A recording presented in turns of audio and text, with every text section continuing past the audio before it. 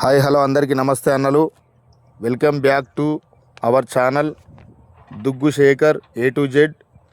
ఈరోజు మన వీడియో వచ్చేసి ఆ వేములవాడ శ్రీ రాజరాజేశ్వర స్వామి ఆలయం యొక్క పునరుద్ధరణ పనులు, మహంకాళి అమ్మవారి ఆ చౌరస్తా నుండి రోడ్డు మరియు డ్రైనేజీ పనులు, శ్రీ భీమేశ్వర స్వామి ఆలయంనకు వెళ్ళేటువంటి దారి, ఆ దర్శనానికి సంబంధించినటువంటి క్యూ లైన్స్, కళ్యాణకట్ట, భక్తులు స్నానాలు ఆచరించడానికి ఆ వేములవాడ ఆలయ కమిటీ వారు ఏర్పాటు చేసినటువంటి స్నానపు గదులు మరియు భక్తుల యొక్క రద్దీ, ఇవన్నీ విషయాలు మీతోని పంచుకోవడానికి, చూపించడానికి ఈ వీడియోతోని మీ ముందుకు రావడం జరుగుతుంది. మీరందరూ కూడా నాకు మనస్ఫూర్తిగా ఈ వీడియోకు సపోర్ట్ చేస్తారని భావిస్తున్నా అన్న. దయచేసి ఏమన్నా తప్పుగా మాట్లాడి ఉంటే మాత్రం క్షమించండి. తెలిసిన వాళ్ళు ఉంటే మాత్రం ఒక చిన్న కామెంట్ చేయండి అన్న. తెలియని వాళ్ళు ఉంటే మాత్రం ఈ వీడియోకి లైక్ చేసి నా ఛానల్కి అయితే సపోర్ట్ చేస్తారనే కోరుకుంటున్నా. ఇప్పుడు మనం చూస్తున్నది ఆ వేములవాడ రాజరాజేశ్వర స్వామి ఆలయం ముందున్నటువంటి ఆ డ్రైనేజీ కాలువలకు సంబంధించినటువంటి వీడియో. ఇదంతా మనకు మహంకాళి అమ్మవారి చౌరస్తా నుండి మన వేములవాడ రాజరాజేశ్వర స్వామి ఆలయం వరకైతే మనకు డ్రైనేజీ పనులైతే పూర్తి కావస్తున్నవి. మరి ఆ శివరాత్రి వరకు ఈ డ్రైనేజీ కాలువలు కానీ, ఈ రోడ్డు నిర్మాణం కానీ కొద్దిగా డెవలప్ అయితే ఆ భక్తులకు నడుచుకుంటూ మన ఆలయానికి వచ్చేటువంటి వీలుండాలని నేనైతే మనస్ఫూర్తిగా ఆ వేములవాడ రాజన్న స్వామిని అయితే కోరుకోవడం జరుగుతుంది. మీరందరూ ఏమంటారో ఒకసారి అయితే కామెంట్ చేయండి అన్న. ఇప్పుడు చూస్తున్నది మనం అక్కడ లాస్ట్లో మనకు మహంకాళి అమ్మవారి చౌరస్తా, అక్కడి నుండి మన ఆలయం వరకైతే ఆ డ్రైనేజీ కాలువల యొక్క నిర్మాణం అయితే జరుగుతున్నది. ఇప్పుడు చూస్తున్నాం మనం వేణుగోపాల స్వామి ఆలయం ముందున్నటువంటి పరిస్థితి. అంతకుముందు కొందరు మనకు కామెంట్ చేయడం జరిగింది, ఆ మధ్యలో ఆ బిల్డింగ్ని ఇంకా తీసివేయలేరు అని చెప్పేసి. వాస్తవానికి ఆ బిల్డింగు ఈరోజు కాకుండా రేపైనా పోతుందన్న. కాకపోతే ఏంటంటే ఈ డ్రైనేజీ కాలువలకు సంబంధించినటువంటి ఆ మెటీరియల్ను, ఆ సామాగ్రిని పెట్టుకోవడానికి ఆ బిల్డింగ్ని అయితే ఉంచడం జరిగింది. ఆ రోడ్డు పనుల్లో భాగంగా మళ్ళీ ఆ బిల్డింగ్ని అయితే తీసివేయడం జరుగుతుంది. ఇప్పుడు చూస్తున్నాం మనం ఆ వేములవాడ రాజరాజేశ్వర స్వామి ఆలయం యొక్క వెనక భాగంలో ఉన్నాం.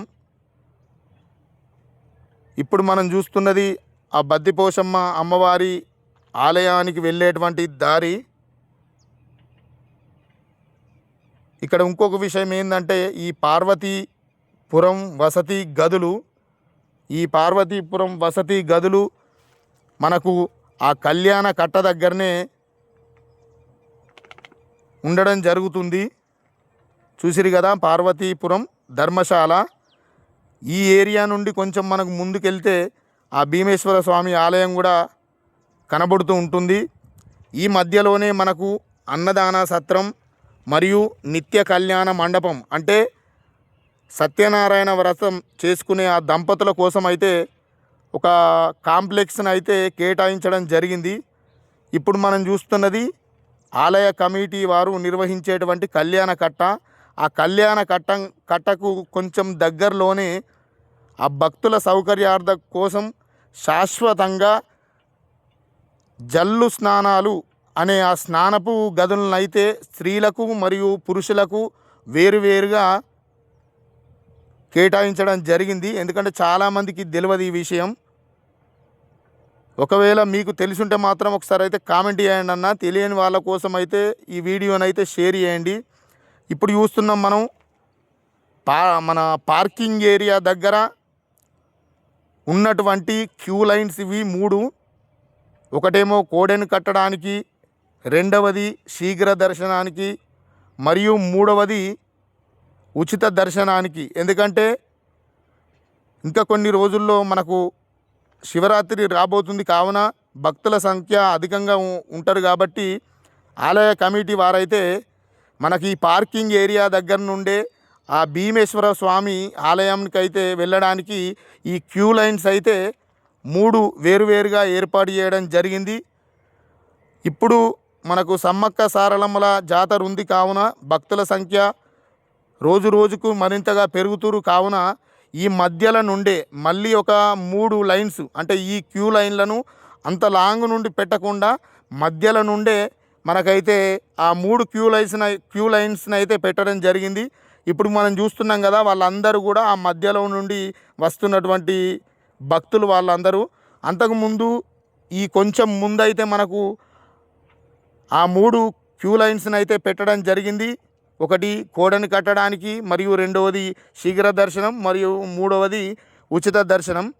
ఇప్పుడు ఈ పక్కన చూస్తున్నాం కదన్న, కొంచెం ముందు చూస్తే మనం నటరాజ స్వామి మన ఆ విగ్రహం వెనక మనకు అన్నపూజ కానీ కుంకుమ పూజ కానీ వాటికి అన్నిటికి సంబంధించిన టికెట్స్ ఆ కాంప్లెక్స్లోనే, అంటే ముఖ్య బుకింగ్ కౌంటర్ ఆ కాంప్లెక్స్లోనే మనకు దొరకడం జరుగుతుంది. ఒక కోడె మొక్కుకు సంబంధించిన టికెట్ మాత్రమే మనకు ఆ శ్రీ భీమేశ్వర స్వామి ఆలయంలో ఇవ్వడం జరుగుతుంది. ఇప్పుడు మనం చూస్తున్నది ఆ భీమేశ్వర స్వామి ఆలయం లోపలికి వెళ్ళడానికి ఉన్నటువంటి దారి ఇది. ఇదంతా కూడా మన శ్రీ భీమేశ్వర స్వామి ఆలయం దగ్గర ఉన్నటువంటి పరిస్థితి ఇదంతా. ఇప్పుడు మనం చూడబోయేది ఆ స్వామి వారి యొక్క, అంటే ఆ భీమేశ్వర స్వామి ఆలయం ముందున్నటువంటి పరిస్థితి. ఇక్కడనే ఈ ముందే మనకు ఆ భక్తుల కోసం అయితే ప్రసాదాల కౌంటర్లను ఏర్పాటు చేయడం జరిగింది. ఇప్పుడు మనం చూస్తున్నది ఆ బద్దిపోషమ్మ అమ్మవారి ఆలయం. వాస్తవానికి శ్రీ భీమేశ్వర స్వామి ఆలయంలోనైతే తక్కువగా ఉన్నారు భక్తుల రద్దీ అనేది. ఇక్కడ మన బద్దిపోచమ్మ అమ్మవారికి అయితే ఆ ఆలయానికి అయితే రోజు రోజుకు మరింతగా భక్తుల సంఖ్య పెరగడం జరుగుతుంది. ఎందుకంటే ఈ నెలలోనే మనకు సమ్మక్క సారలమ్మల జాతర ఉంది కావున అక్కడికి వెళ్ళే భక్తులందరూ కూడా మన అమ్మవారి దగ్గరికి వచ్చి బోనం చెల్లించుకొని దర్శనం చేసుకొని వెళ్ళేటువంటి భక్తులు వీళ్ళందరూ. ఈ వీడియో మీ అందరికి కూడా నేను నచ్చిందనే భావిస్తున్నా అన్న. ఒకవేళ నచ్చితే మాత్రం లైక్ చేయండి.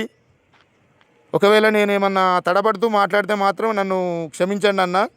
మళ్ళీ చెప్తున్నాను, ఈ వీడియో నచ్చితే మాత్రం లైక్ చేయండి, షేర్ చేయండి, కామెంట్ ఖచ్చితంగా చేయండి అన్న. మరిన్ని వీడియోల కోసం అయితే దుగ్గు శేఖర్ A to Z ఛానల్ని అయితే సబ్స్క్రైబ్ చేయండి అన్న. ఆ వెమ్లవాడ రాజన్న ఆశీస్సులు అందరిపైన ఉండాలని మనస్ఫూర్తిగా కోరుకుంటూ మళ్ళొక వీడియోతోని మీ ముందుకు రావడం జరుగుతుందన్న. Thank you. ఓం నమ శివాయ.